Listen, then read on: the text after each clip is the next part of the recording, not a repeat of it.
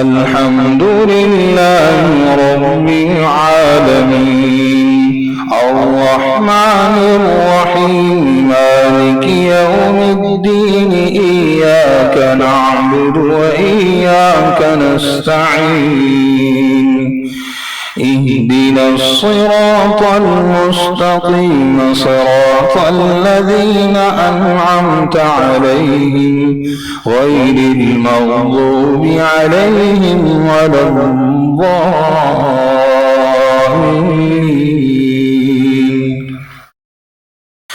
لا يحب الله الجهر بالسوء من القول إلا من ظلم وكان الله سميعا عليما.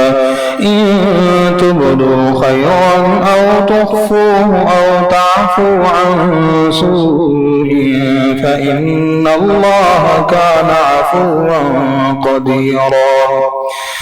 إن الذين يكفرون بالله ورسله ويريدون أن يفرقوا بين الله ورسله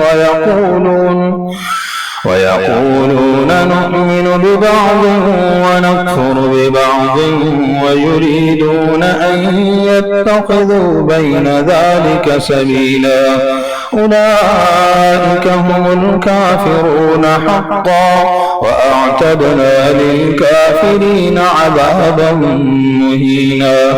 والذين آمنوا بالله ورسله ولم يفرقوا بين أحد منهم أولئك سوف يؤتيهم أجورهم وكان الله غفورا رحيما.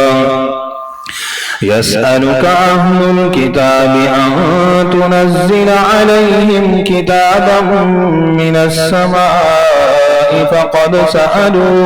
فقد سألوا موسى أكبر من ذلك فقالوا أرنا الله جهرة فأخذتهم الصاعقة بظلمهم ثم اتخذوا العجل من بعد ما جاءتهم البينات فعفونا عن ذلك وآتينا موسى سلطانا مبينا. ورفعنا فوقهم الطور بميثاقهم وقلنا لهم ادخلوا الباب سجدا وقلنا لهم لا تعدوا في السبت وأخذنا منهم ميثاقا غليظا. فبما نقضهم ميثاقهم وكفرهم بآيات الله وقتلهم الأنبياء بغير حق وقولهم قلوبنا غلف بل طبع الله عليها بكفرهم فلا يؤمنون إلا قليلا. وبكفرهم وقولهم على مريم بهتانا عظيما وقولهم إنا قتلنا المسيح عيسى ابن مريم رسول الله وما قتلوه وما صلبوه ولكن شبه لهم وإن الذين اختلفوا فيه لفي شك منه ما لهم به من علم إلا اتباع الظن وما قتلوه يقينا بل رفعه الله إليه وكان الله عزيزا حكيما. وإن من أهل الكتاب إلا ليؤمنن به قبل موته ويوم القيامة يكون عليهم شهيدا. فبظلم من الذين هادوا حرمنا عليهم طيبات أحلت لهم وبصدهم عن سبيل الله كثيرا وأخذهم الربا وقد نهوا عنه وأكلهم أموال الناس بالباطل وأعتدنا للكافرين منهم عذابا أليما. لكن الراسخون في العلم منهم والمؤمنون يؤمنون بما أنزل إليك وما أنزل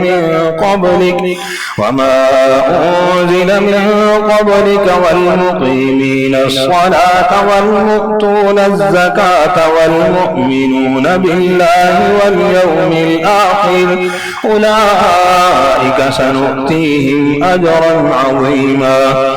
إنا أوحينا إليك كما أوحينا إلى نوح والنبيين من بعده وأوحينا إلى إبراهيم وإسماعيل وإسحاق ويعقوب والأسباط وعيسى وأيوب ويونس وهارون وسليمان وآتينا داود زبورا ورسلا قد قصصناهم عليك من قبل ورسلا لم نقصصهم عليك وكلم الله موسى تكليما.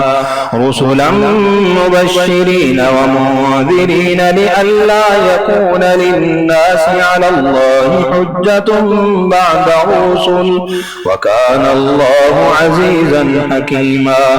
لكن الله يشهد بما أنزل إليك أنزله بعلمه والملائكة يشهدون وكفى بالله شهيدا.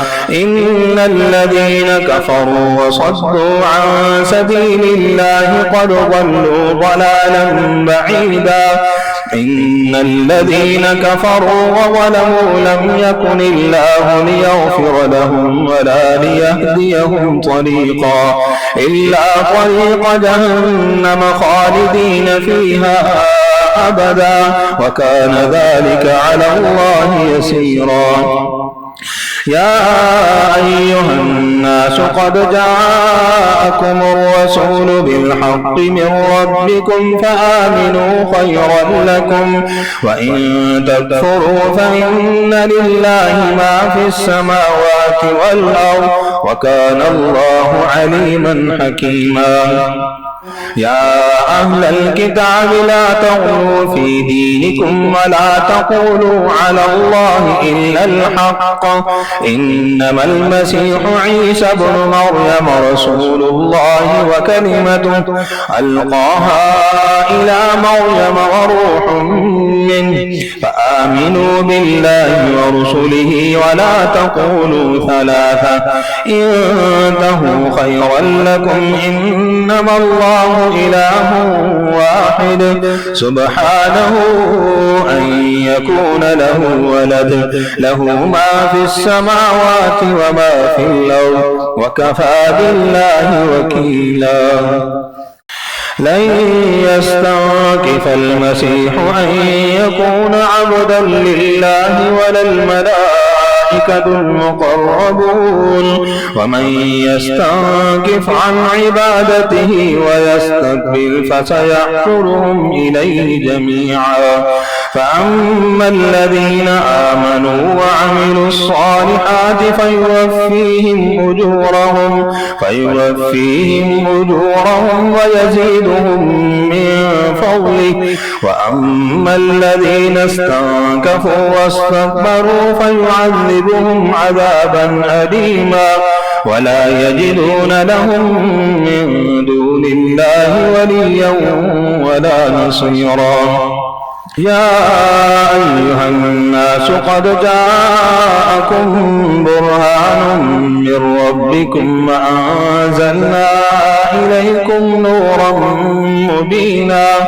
فأما الذين آمنوا بالله واعتصموا به فسيدخلهم في رحمة منه وفضل ويهديهم إليه صراطا مستقيما. يستفتونك قل الله يفتيكم في الكلالة إن امرؤ هلك ليس له ولد وله أخت فلها نصف ما ترك وهو يرثها إن لم يكن لها ولد، فإن كانت اثنتين فلهما الثلثان مما ترك، وإن كانوا إخوة رجالا ونساء فللذكر مثل حظ الأنثيين، يبين الله لكم أن تضلوا والله بكل شيء عليم. يا أيها الذين آمنوا أوفوا بالعقود، أحلت لكم بهيمة الأنعام إلا ما يتلى عليكم غير محل الصيد وأنتم حرم، إن الله يحكم ما يريد. يا أيها الذين آمنوا لا تحلوا شعائر الله ولا الشهر الحرام ولا الهدي ولا القلائد ولا آمين البيت الحرام يبتغون فضلا من ربهم ورضوانا، وإذا حللتم فاصطادوا ولا يجرمنكم شنآن قوم أن صدوكم عن المسجد الحرام أن تعتدوا، وتعاونوا على البر والتقوى ولا تعاونوا على الإثم والعدوان، واتقوا الله إن الله شديد العقاب. حرمت عليكم الميتة والدم ولحم الخنزير وما أهل لغير الله به والمنخنقة والموقوذة والمتردية والنطيحة وما أكل السبع إلا ما ذكيتم وما ذبح على النصب وأن تستقسموا بالأزلام، ذلكم فسق. اليوم يئس الذين كفروا من دينكم فلا تخشوهم واخشون، اليوم أكملت لكم دينكم وأتممت عليكم نعمتي ورضيت لكم الإسلام دينا، فمن اضطر في مخمصة غير متجانف لإثم فإن الله غفور رحيم. يسألونك ماذا أحل لهم، قل أحل لكم الطيبات وما علمتم من الجوارح مكلبين تعلمونهن مما علمكم الله، فكلوا مما أمسكنا عليكم واذكروا اسم الله عليه واتقوا الله إن الله سريع الحساب. اليوم أحل لكم الطيبات وطعام الذين أوتوا الكتاب حل لكم وطعامكم حل لهم، والمحصنات من المؤمنات والمحصنات من الذين أوتوا الكتاب من قبلكم إذا آتيتموهن أجورهن محصنين غير مسافحين ولا متخذي أخدان، ومن يكفر بالإيمان فقد حبط عمله وهو في الآخرة من الخاسرين. يا أيها الذين آمنوا إذا قمتم إلى الصلاة فاغسلوا وجوهكم وأيديكم إلى المرافق وامسحوا برؤوسكم وأرجلكم إلى الكعبين، وإن كنتم جنبا فاطهروا، وإن كنتم مرضى أو على سفر أو جاء أحد منكم من الغائط أو لامستم النساء فلم تجدوا ماء فتيمموا صعيدا طيبا فامسحوا بوجوهكم وأيديكم منه، ما يريد الله ليجعل عليكم من حرج ولكن يريد ليطهركم وليتم نعمته عليكم ولعلكم تشكرون. واذكروا نعمة الله عليكم وميثاقه الذي واثقكم به إذ قلتم سمعنا وأطعنا واتقوا الله إن الله عليم بذات الصدور. يا أيها الذين آمنوا كونوا قوامين لله شهداء بالقسط ولا يجرمنكم شنآن قوم على ألا تعدلوا اعدلوا وأقرب للتقوى واتقوا الله إن الله خبير بما تعملون. وعد الله الذين آمنوا وعملوا الصالحات لهم مغفرة وأجر عظيم، والذين كفروا وكذبوا بآياتنا أولئك أصحاب الجحيم. يا أيها الذين آمنوا اذكروا نعمة الله عليكم إذ هم قوم أن يبسطوا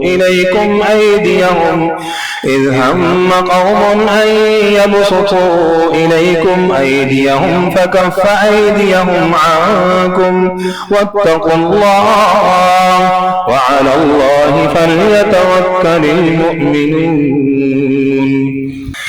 ولقد أخذ الله ميثاق بني إسرائيل وبعثنا منهم 12 نقيبا وقال الله إني معكم لئن أقمتم الصلاة وآتيتم الزكاة وآمنتم برسلي وعزرتموهم وأقرضتم الله قرضا حسنا لأكفرن عنكم سيئاتكم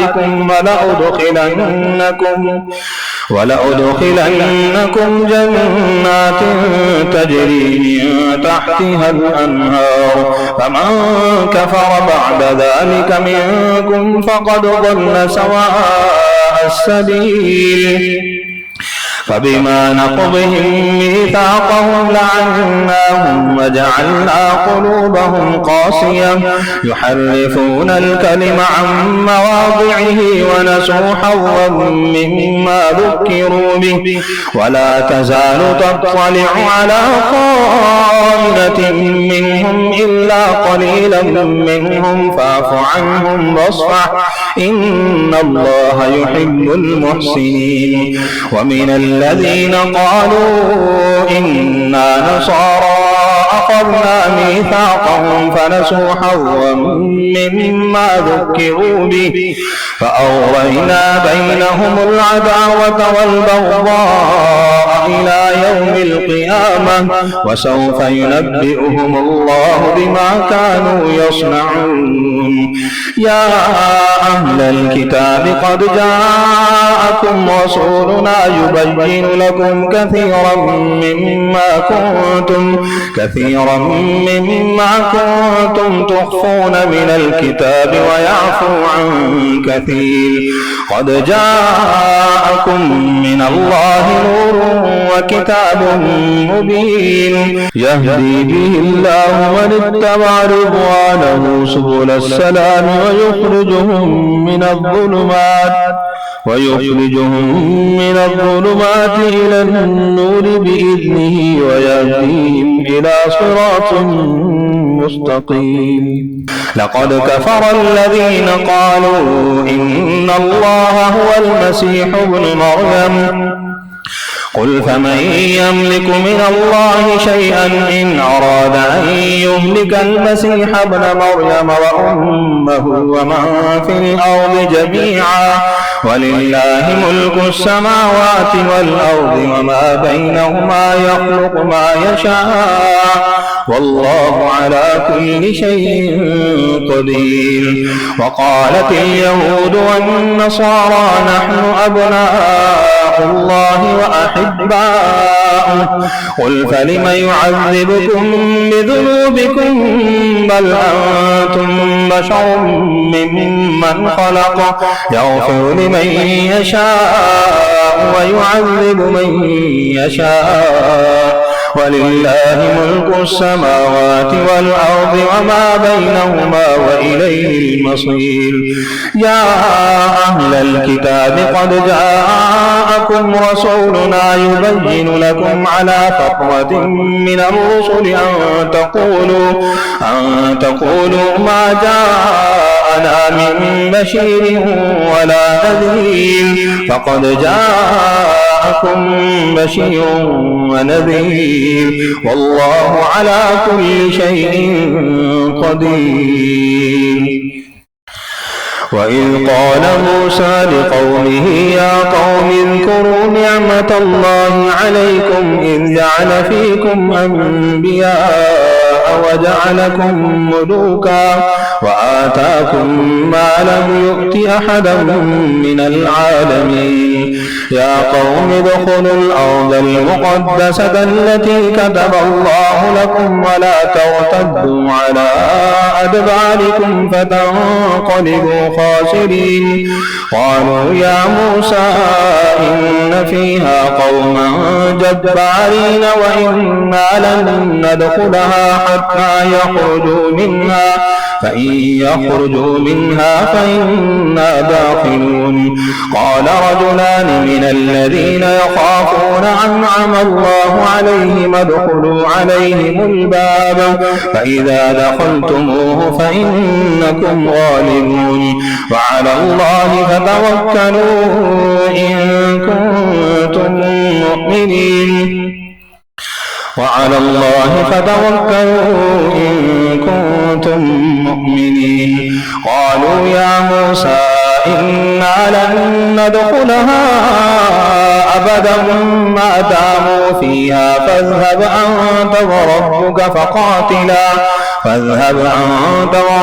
فقاتلا إنا هاهنا قاعدون. قال رب إني لا أملك إلا نفسي وأخي فافرق بيننا وبين القوم الفاسقين.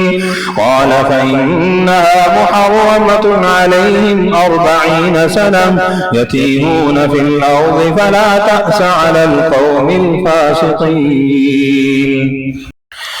واتل عليهم نبأ ابني آدم بالحق إذ قربا قربانا فتقبل من أحدهما ولم يتقبل من الآخر قال لأقتلنك قال إنما يتقبل الله من المتقين.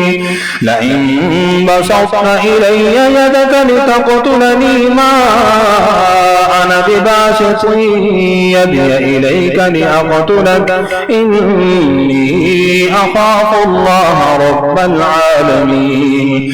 إني أريد أن تبوء بإثمي وإثمك فتكون من أصحاب النار وذلك جزاء الظالمين.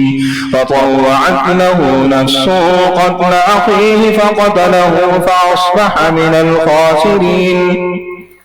فبعث الله غرابا يبحث في الأرض ليريه كيف يواري سوءة أخيه قال يا ويلتى أعجزت أن أكون مثل هذا الغراب فأواري سوءة أخي فأصبح من النادمين. من أجل ذلك كتبنا على بني إسرائيل أنه من قتل نفسا بغير نفس أو فساد في الأرض فكأنما قتل الناس جميعا، ومن أحياها فكأنما أحيا الناس جميعا. ولقد جاءتهم رسلنا بالبينات ثم إن كثيرا منهم بعد ذلك في الأرض لمسرفون. إنما جزاء الذين يحاربون الله ورسوله ويسعون في الأرض فسادا أن يقتلوا أو يصلبوا أو تقطع أيديهم وأرجلهم من خلاف أو ينفوا من الأرض، ذلك لهم خزي في الدنيا ولهم في الآخرة عذاب عظيم. إلا الذين تابوا من قبل أن تقدروا عليهم فاعلموا أن الله غفور رحيم. يا أيها الذين آمنوا اتقوا الله وابتغوا إليه الوسيلة وجاهدوا في سبيله لعلكم تفلحون. إن الذين كفروا لو أن لهم ما في الأرض جميعا ومثله معه ليفتدوا به من عذاب يوم القيامة ما تقبل منهم ولهم عذاب أليم. يريدون أن يخرجوا من النار وما هم بخارجين منها ولهم عذاب مقيم. والسارق والسارقة فاقطعوا أيديهما جزاء بما كسبا نكالا من الله والله عزيز حكيم. فمن تاب من بعد ظلمه وأصلح فإن الله يتوب عليه إن الله غفور رحيم. ألم تعلم أن الله له ملك السماوات والأرض يعذب من يشاء ويغفر لمن يشاء والله على كل شيء قدير. يا أيها الرسول لا يحزنك الذين يسارعون في الكفر من الذين قالوا آمنا بأفواههم ولم تؤمن قلوبهم ومن الذين هادوا سماعون للكذب سماعون لقوم آخرين لم يأتوك يحرفون الكلم من بعد مواضعه يقولون إن أوتيتم هذا فخذوه وإن لم تؤتوه فاحذروا ومن يرد الله فتنته فلن تملك له من الله شيئا أولئك الذين لم يرد الله أن يطهر قلوبهم لهم في الدنيا خزي ولهم في الآخرة عذاب عظيم. سماعون للكذب أكالون للسحت فإن جاءوك فاحكم بينهم أو أعرض عنهم وإن تعرض عنهم فلن يضروك شيئا وإن حكمت فاحكم بينهم بالقسط إن الله يحب المقسطين. وكيف يحكمونك وعندهم التوراة فيها حكم الله ثم يتولون من بعد ذلك وما أولئك بالمؤمنين. إنا أنزلنا التوراة فيها هدى ونور يحكم بها النبيون الذين أسلموا للذين هادوا والربانيون والأحبار بما استحفظوا من كتاب الله وكانوا عليه شهداء. فلا تخشوا الناس واخشوني ولا تشتروا بآياتي ثمنا قليلا ومن لم يحكم بما أنزل الله فأولئك هم الكافرون. وكتبنا عليهم فيها أن النفس بالنفس والعين بالعين والأنف بالأنف والأذن بالأذن والسن بالسن والجروح قصاص، فمن تصدق به فهو كفارة له، ومن لم يحكم بما أنزل الله فأولئك هم الظالمون. وقفينا على آثارهم بعيسى ابن مريم مصدقا لما بين يديه من التوراة، وآتيناه الإنجيل فيه هدى ونور ومصدقا لما بين يديه من التوراة وهدى وموعظة للمتقين. وليحكم أهل الإنجيل بما أنزل الله فيه، ومن لم يحكم بما أنزل الله فأولئك هم الفاسقون. وأنزلنا إليك الكتاب بالحق مصدقا لما بين يديه من الكتاب ومهيمنا عليه، فاحكم بينهم بما أنزل الله ولا تتبع أهواءهم عما جاءك من الحق، لكل جعلنا منكم شرعة ومنهاجا، ولو شاء الله لجعلكم أمة واحدة ولكن ليبلوكم فيما آتاكم فاستبقوا الخيرات، إلى الله مرجعكم جميعا فينبئكم بما كنتم فيه تختلفون.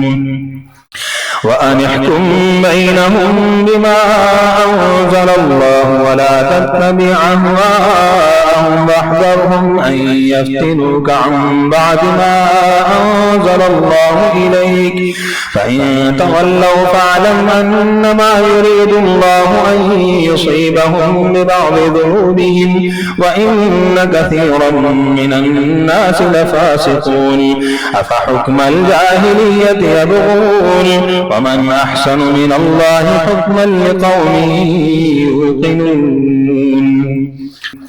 يا أيها الذين آمنوا لا تتخذوا اليهود والنصارى أولياء بعضهم أولياء بعض، ومن يتولهم منكم فإنه منهم، إن الله لا يهدي القوم الظالمين. فترى الذين في قلوبهم مرض يسارعون فيهم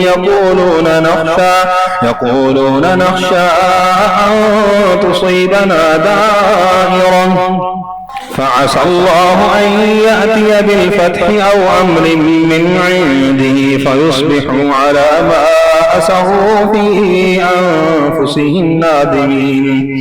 ويقول الذين آمنوا أهؤلاء الذين أقسموا بالله جهد أيمانهم إنهم لمعكم حبطت أعمالهم فأصبحوا خاسرين. يا أيها الذين آمنوا من يرتد منكم عن دينه فسوف يأتي الله بقوم يحبهم ويحبونه أذلة على المؤمنين أعزة على الكافرين يجاهدون في سبيل الله ولا يخافون لومة لائم، ذلك فضل الله يؤتيه من يشاء والله واسع عليم. إنما وليكم الله ورسوله والذين آمنوا الذين يقيمون الصلاة ويؤتون الزكاة وهم راكعون. ومن يتول الله ورسوله والذين آمنوا فإن حزب الله هم الغالبون.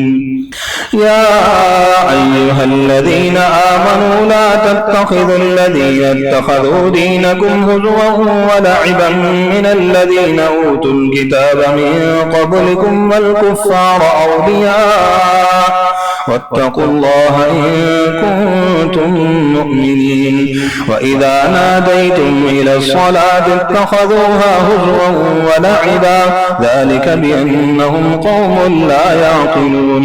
قل يا أهل الكتاب هل تنقمون منا إلا أن آمنا بالله وما أنزل إلينا وما أنزل من قبل وأن أكثركم فاسقون. قل هل أنبئكم بشر من ذلك مثوبة عند الله من لعنه الله وغضب عليه وجعل منهم القردة والخنازير وعبد الطاغوت أولئك شر مكانا وأضل عن سواء السبيل. وإذا جاءوكم قالوا آمنا وقد دخلوا بالكفر وهم قد خرجوا به والله أعلم بما كانوا يكتمون. وترى كثيرا منهم يسارعون في الإثم والعدوان وأكلهم السحت لبئس ما كانوا يعملون. لولا ينهاهم الربانيون والأحبار عن قولهم الإثم وأكلهم السحت لبئس ما كانوا يصنعون. وقالت اليهود يد الله مغلولة غلت أيديهم ولعنوا بما قالوا بل يداه مبسوطتان ينفق كيف يشاء وليزيدن كثيرا منهم ما أنزل إليك من ربك طغيانا وكفرا وألقينا بينهم العداوة والبغضاء إلى يوم القيامة كلما أوقدوا نارا للحرب أطفأها الله ويسعون في الأرض فسادا والله لا يحب المفسدين. ولو أن أهل الكتاب آمنوا واتقوا لكفرنا عنهم سيئاتهم ولأدخلناهم جنات النعيم. ولو أنهم أقاموا التوراة والإنجيل وما أنزل إليهم من ربهم لأكلوا من فوقهم ومن تحت أرجلهم منهم أمة مقتصدة وكثير منهم ساء ما يعملون. الحمد لله رب العالمين الرحمن الرحيم مالك يوم الدين إياك نعبد وإياك نستعين اهدنا الصراط المستقيم صراط الذين أنعمت عليهم غير المغضوب عليهم ولا الضالين.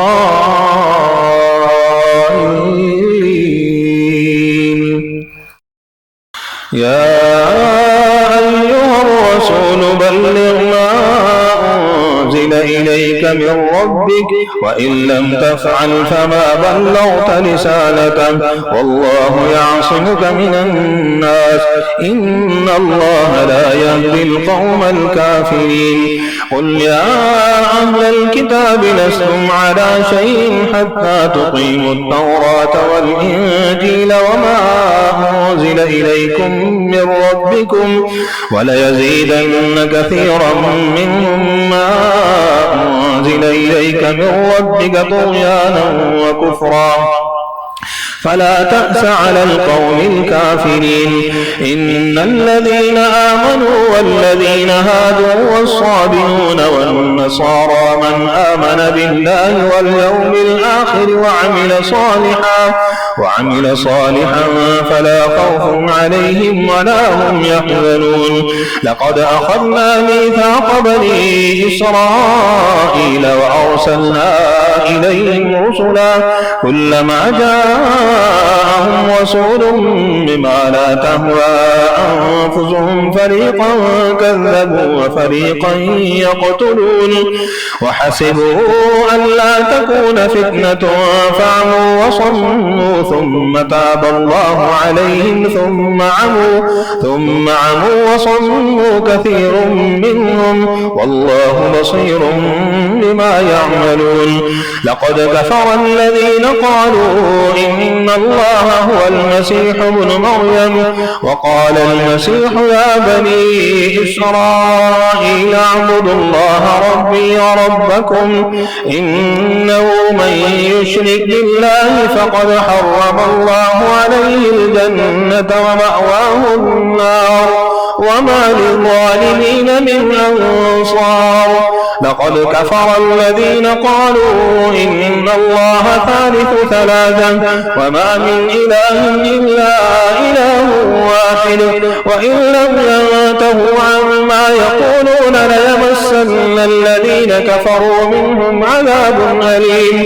أفلا يتوبون إلى الله ويستغفرونه والله غفور رحيم.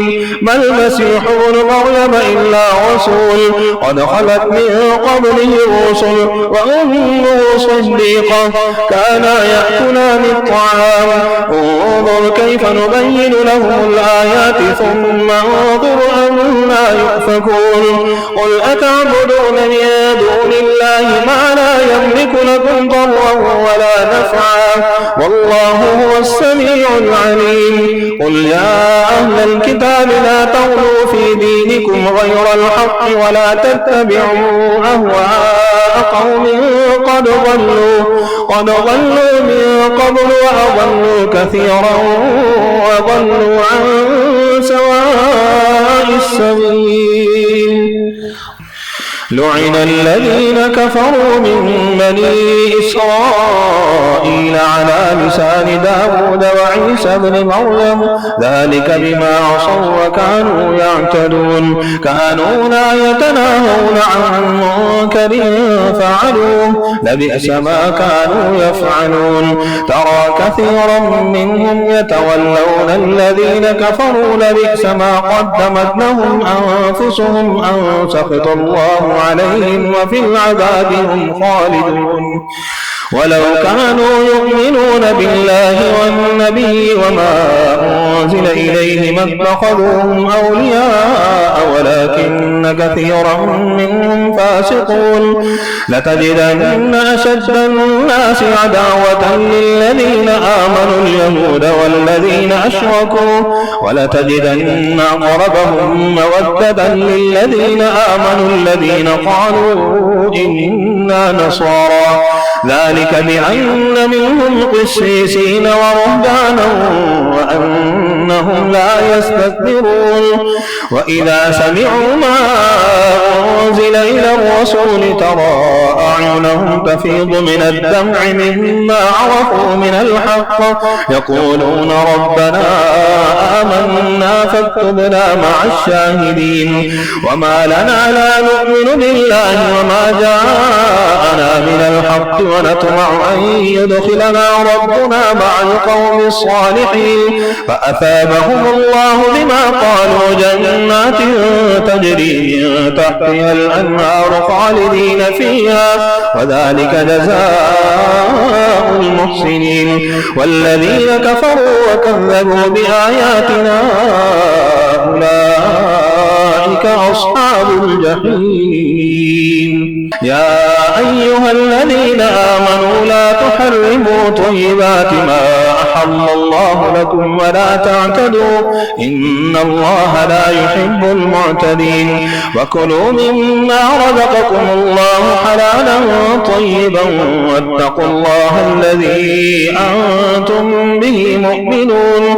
لا يؤاخذكم الله باللغو في أيمانكم ولكن يؤاخذكم بما عقدتم الأيمان فكفارته إطعام 10 مساكين من أوسط ما تطعمون أهليكم أو كسوتهم أو تحرير رقبة فمن لم يجد فصيام 3 أيام ذلك كفارة أيمانكم إذا حلفتم واحفظوا أيمانكم أيمانكم كذلك يبين الله لكم آياته لعلكم تشكرون يا أيها الذين آمنوا إنما الخمر والميسر والأنصاب والأزلام رجس من عمل الشيطان فاجتنبوه لعلكم تفلحون إنما يريد الشيطان أن يوقع بينكم العداوة والبغضاء في الخمر والميسر ويصدكم عن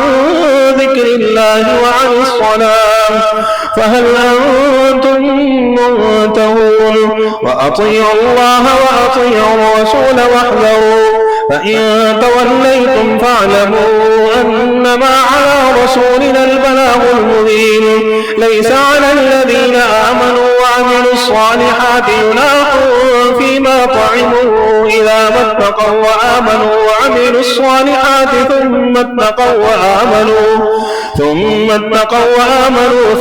اتقوا وأحسنوا والله يحب المحسنين يا أيها الذين آمنوا ليبلونكم الله بشيء من الصيد تناله أيديكم ورماحكم ليعلم الله من يخافه بالغيب فمن اعتدى بعد ذلك فله عذاب أليم يا أيها الذين آمنوا لا تقتلوا الصيد وأنتم حرم ومن قتله منكم متعمدا فجزاء مثل ما قتل من النعم يحكم به ذوى عدل منكم هديا بالغ الكعبة أو كفارة طعام مساكين أو عدل ذلك صياما ليذوق وبال أمره عفى الله عما سلف ومن عاد فينتقم الله منه والله عزيز ذو انتقام أحل لكم صيد البحر وطعامه متاعا لكم وللسيارة وحرم عليكم صيد البر ما دمتم حرما واتقوا الله الذي إليه تحشرون جعل الله الكعبة البيت الحرام قياما للناس والشهر الحرام والهدي والقلائد ذلك لتعلموا أن الله يعلم ما في السماوات وما في الأرض وأن الله بكل شيء عليم اعلموا أن الله شديد العقاب وأن الله غفور رحيم ما على الرسول إلا البلاغ والله يعلم ما تبدون وما تكتمون قل لا يستوي الخبيث والطيب ولو أعجبك كثرة الخبيث فاتقوا الله يا أولي الألباب لعلكم تفلحون يا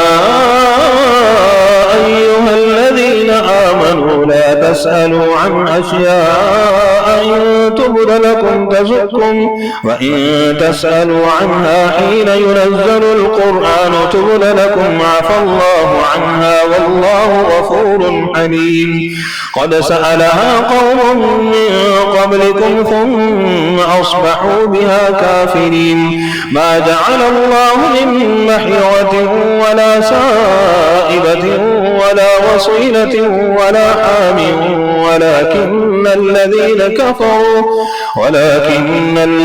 كفروا يفترون على الله الكذب وأكثرهم لا يعقلون وإذا قيل لهم تعالوا إلى ما أنزل الله وإلى الرسول قالوا حسبنا ما وجدنا عليه آباءنا أولو كان آباؤهم لا يعلمون شيئا ولا يهتدون يا أيها الذين آمنوا عليكم أنفسكم لا يضركم من ضل إذا اهتديتم إلى الله مرجعكم جميعا فينبئكم بما كنتم تعملون يا أيها الذين آمنوا شهادة بينكم إذا حضر أحدكم الموت حين الوصية اثنان ذوى عدل منكم أو آخران من غيركم إن أنتم ضربتم في الأرض فأصابتكم مصيبة الموت تحبسونهما من بعد الصلاة فيقسمان بالله إن ارتبتم لا نشتري به ثمنا ولو كان ذا قربى ولا نكتم شهادة الله إنا إذا لمن الآثمين فإن عثر على أنهما استحقا إثما فآخران يقومان مقامهما من الذين استحق عليهم الأوليان فيقسمان بالله لشهادتنا أحق من شهادتهما وما اعتدينا إنا إذا لمن الظالمين ذلك أدنى أن يأتوا بالشهادة على وجهها أو يخافوا أن ترد أيمان بعد أيمانهم واتقوا الله واسمعوا والله لا يهدي القوم الفاسقين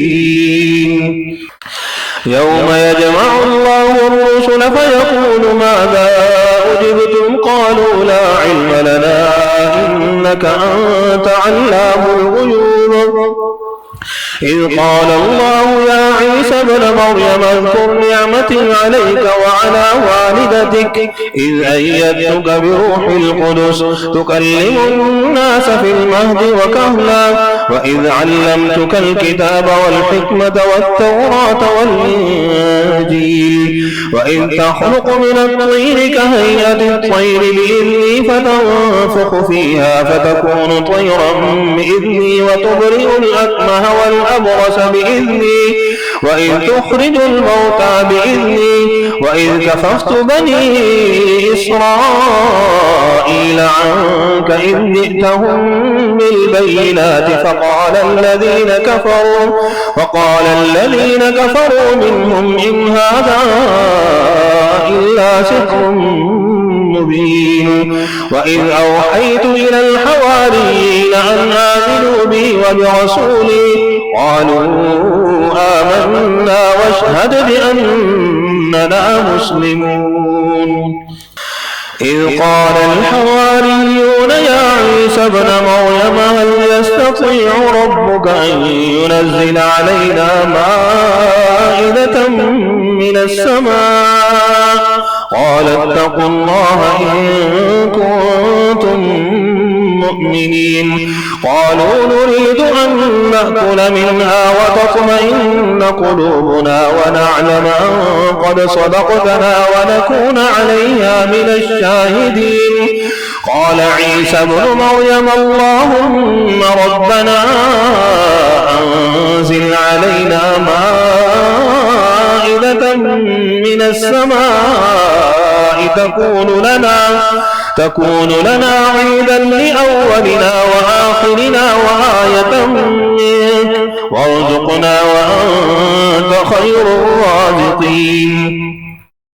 وارزقنا وأنت خير الرازقين قال الله إني منزلها